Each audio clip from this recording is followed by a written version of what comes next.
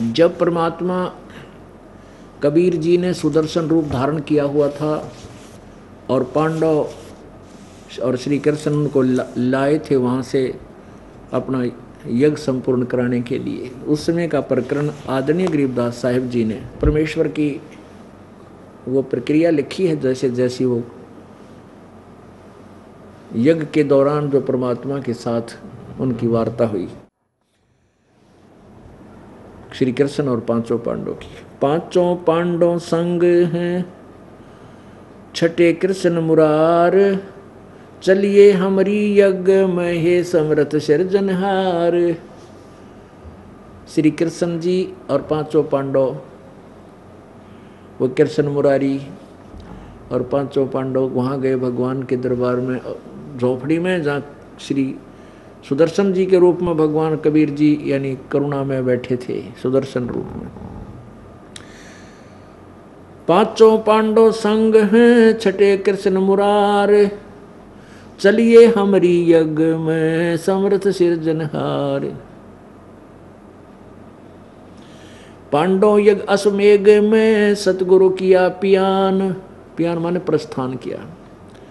पांचों पांडव संग चले और छठा भगवान।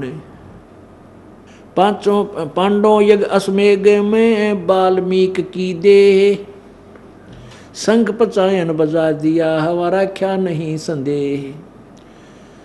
सुपच रूप धर आइया सतगुरु पुरुष कबीर, उस सुपच रूप धर के सुदर्शन का रूप बना के आगे वो सतगुरु पुरुष कबीर। सुपच रूप धर आइया सतगुरु पुरुष कबीर, तीन लोक की मेदनी जहाँ सुर नर मुनि जन भीड़।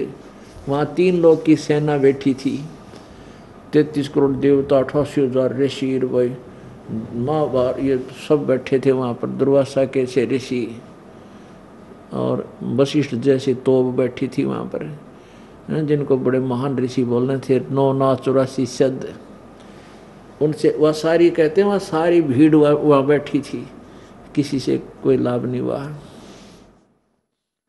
सुपच रूप धर आइया सब देवन का देवे, कृष्ण चंद्र पग धोइया करी तास की सेव। पांडव यज्ञ अश्वमेघ में आए नजर निहाल, जमराजा की बंद में खलहल पड़ा कमाल। सुपच रूप को देख कर द्रौपदी मानी शंख, जान गए जगदीश गुरु बाजे नाही शंख। सुपच रूप को देखकर और द्रौपदी मानी शंख, क्योंकि कैसा जो है संत है क्या कि शंख बजाओगा जब इसने वैसे छोटी जाति का और खाना भी ना आता इसने।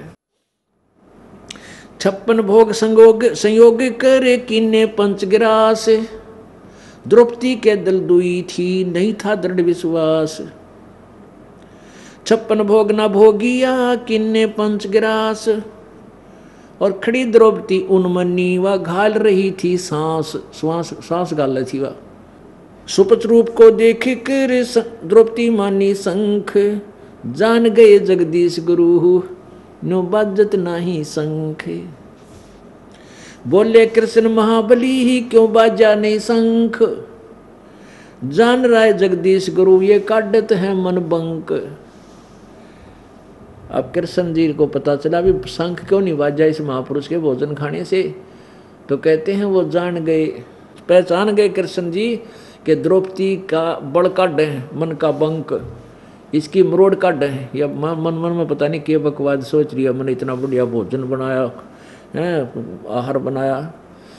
तो द्रौपदी को श्री कृष्ण जी ने कहा था, द्रौपदी अपने घर में रोटी खा कर सब सोए सूखी आली, तो किस किसी ने पूड़े खुआ है रोज।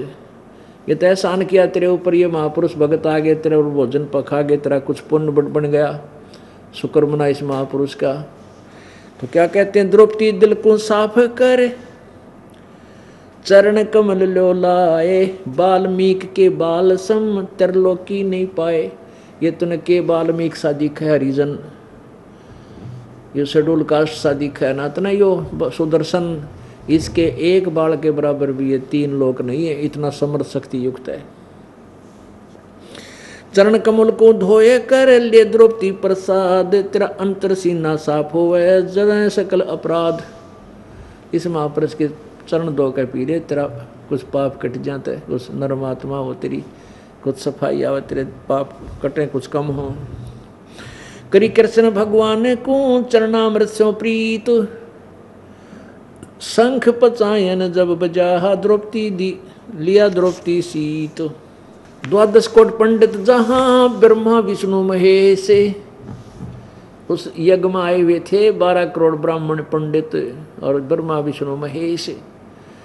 और चरण लिए जगदीश को जिसको रटता शेष, वाल्मीकि के बाल से मैं नाही तीनों लोक, स्वर्णर मुनि जन कृष्ण शोधे पांडव पाई पोख। पांडव यज्ञ अश्मेघ में शंख पचायन टेर, द्वादश कोट पंडित जहां पड़ी सबन की मेर। अब क्या बताते हैं कि पांडव यज्ञ अश्मेघ में वहाँ शंख पंचायन 5 मुँह वाले शंख का डूंडा ठा दिया टेर, और 12 करोड़ पंडित बैठे थे क्या ना वशिष्ठ मुनि जैसे, और उनकी पड़ी सबन की मेर, वह चौधरी पाके बैठे थे सारे की वह ढह गई वह मरोड़ सारे गिर सब कोई बोलन जोगा नहीं रहा। स्वर्गलोक के देवता किने न पूरा नाद, और वो 33 करोड़ देवता रहे थे स्वर्ग के, उन तक भी शंख नहीं बजा। और सुपथ सिंहासन बैठते हैं बाजा अगम अगाध, पंडित 12 कोट थे सहदेव से सुरबीन, और 88 देव में है कोई न पद में लीन।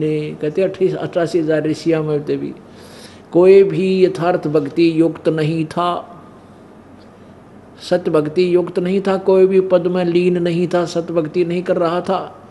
यहाँ बात फिर बिगड़गी कि क्या ब्रह्मा विष्णु महेश थे, वे भी सत्य भक्ति नहीं करते थे?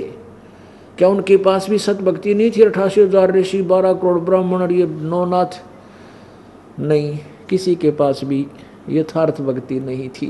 ये प्रमाण हमें हमारे सदग्रंथ देंगे, तब हमारा दिल डटेगा कि परमात्मा ने अपने सुख संवेद में साची कह रखी।